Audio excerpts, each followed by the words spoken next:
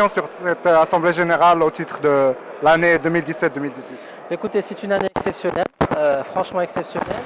Premièrement, d'un point de vue sportif, où effectivement il y a eu premièrement la qualification de l'équipe nationale après 20 ans d'attente aux phases finales de la Coupe du Monde, une très belle prestation à l'arrivée. Il y a eu également tout ce qui est lié au club, le Wydad de Casablanca qui a fait un très très bon parcours, et ça très sincèrement, étant président du FUS, et j'ai vu les aides que la fédération donne au club pour la participation, c'est quelque chose c'est un résultat d'une politique de la fédération.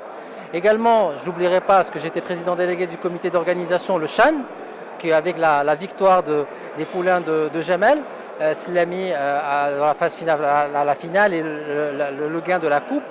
Et puis, bien évidemment, au-delà de ces aspects sportifs, il y a l'aspect organisationnel et structurel.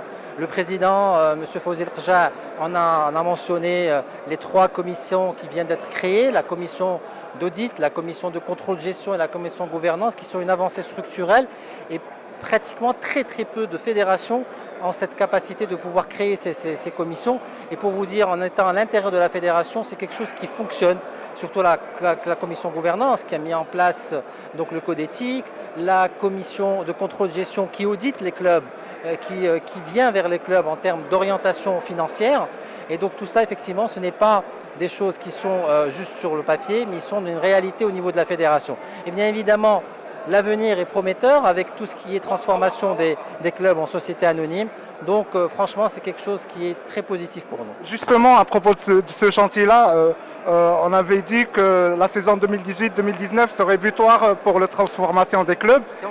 Est-ce qu'il y aura, au rythme où vont les choses, est-ce qu'il n'y aura pas un ajournement en fait? Non, du tout. Non, c'est en cours parce que ça obéit vraiment à une logique, à un calendrier. C'est un calendrier avec le ministère de la Jeunesse et des Sports.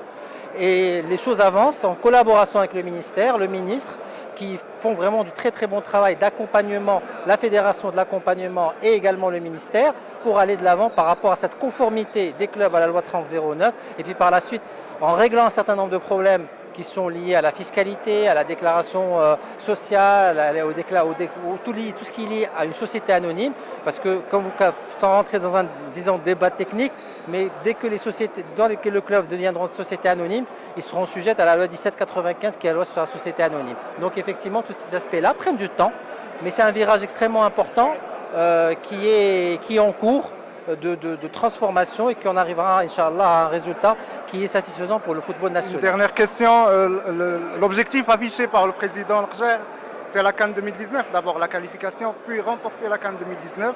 Est-ce que c'est un objectif réel? Le président a toujours affiché des objectifs très ambitieux, et il les atteint. Il a parlé du CHAN, alhamdoulilah, on y est arrivé. Il a parlé de la qualification avec une présence plus qu'honorable, que ce soit d'un point de vue sportif, que ce soit d'un point de vue public. Mais écoutez, j'espère qu'encore une fois, la baraka va être là, et que effectivement cette construction va arriver au bout, Inch'Allah, à cette